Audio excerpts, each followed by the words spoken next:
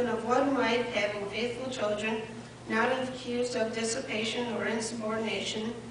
For a bishop must be blameless as a steward of God, not self-willed, not quick-tempered, not given to wine, not violent, not greedy for money, but hospitable, a lover of what is good, sober-minded, just, holy, self-controlled, holding fast the faithful word as he has been taught, that he may be able by sound doctrine to both exhort and convict those who contradict. So we see here, an elder must be blameless. That is, in words, saying that he has a good reputation. In the qualifications in the book of Timothy, it says that he has a good reputation among non-believers. So if you were to go to his neighbor and say, how well of a neighbor is so-and-so, who's being looked over to be qualified for an elder, that he has a good reputation in the community in which he is presented as. And then going on is, elder must have a faithful family. And Timothy goes on to say, how can someone lead God's family if he cannot lead his own? So he needs to have a faithful wife and children not accused of dissipation or insubordination, or faithful children in the Lord's church. Going on is, he must be a steward. He must be a good steward of that which the Lord has given him. If he has control of stewardship in his own life, then he can definitely control stewardship within the Lord's church. Second is not selfish. That's pretty straightforward.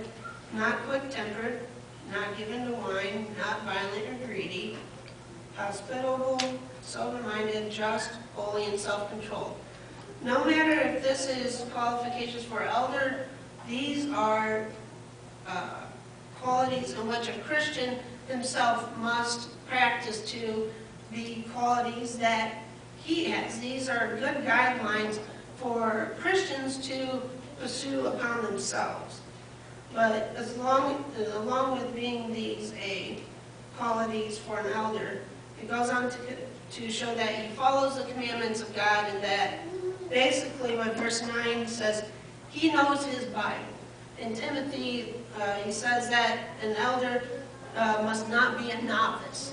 So he must know his Bible, and he's known it and been studying for quite a while, so that when people who contradict come up in the church, that he is able to, through sound doctrine, both exhort and convict these people who contradict the Word of God.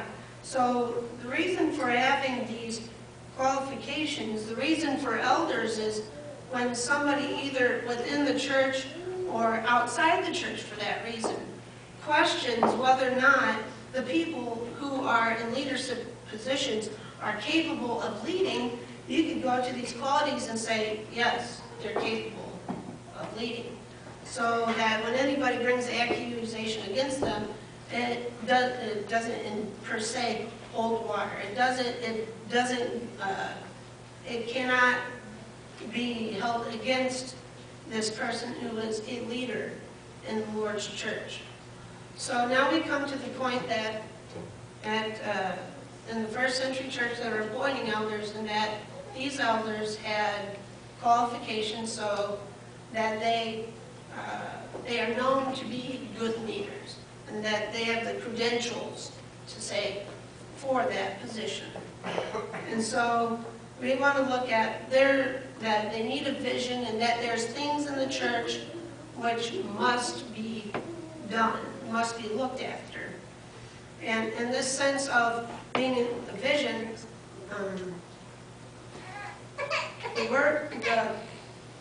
God's people have been often referred to as the flock, that Christians in word are sheep. And one of the Greek words used to describe an elder's task is poimen, and that is to mean a shepherd. And we can see this in 1 Peter chapter 1, Yeah, no, 1 Peter chapter 5, my bad. 1 Peter chapter 5.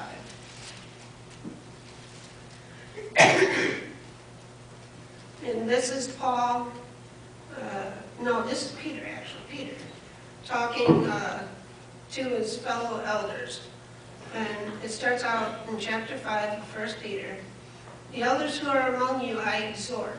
I who am a fellow elder and witness of the suffering of Christ and also a partaker of the glory that will be revealed.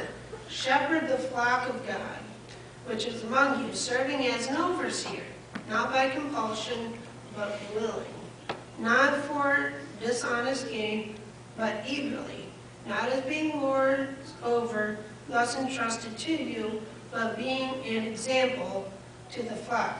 When the chief shepherd appears, he will receive a crown of glory that never fades. So he's saying to these fellow elders, shepherd the flock. And it goes on to say these different things about how to shepherd the flock. And it says, and when the chief shepherd appears.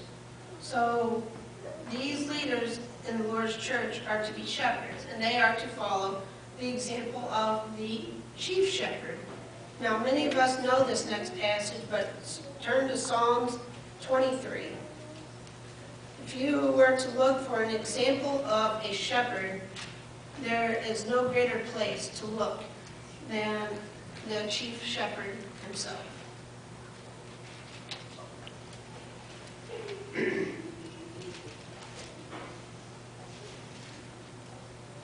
Alright, so in Psalms 23 it says, "The Lord is my shepherd, I shall not want. He makes me lie down in green pastures and leads me beside still waters.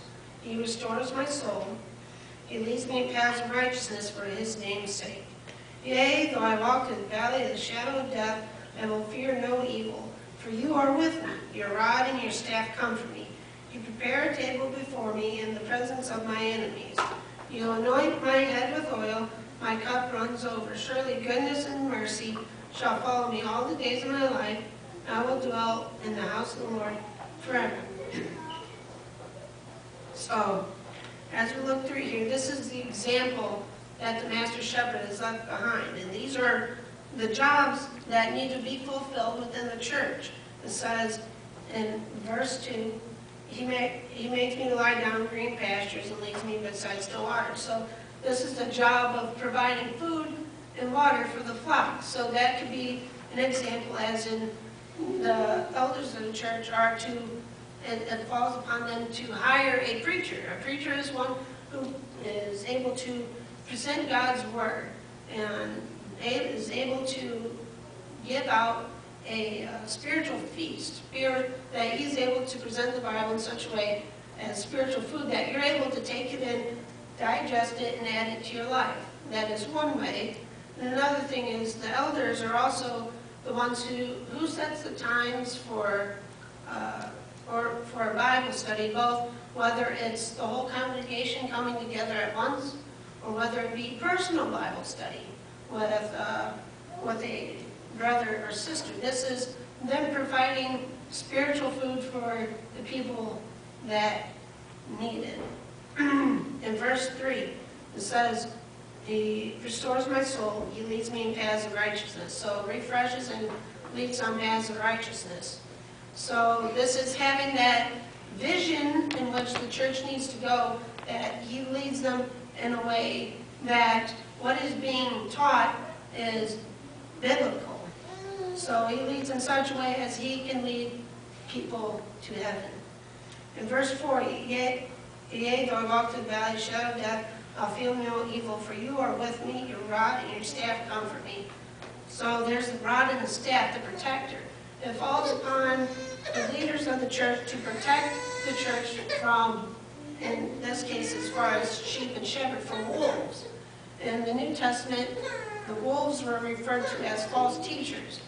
And that it is upon the elders and leadership's job to protect the church from false teachers that went along with the qualifications to exhort and convict those who contradict.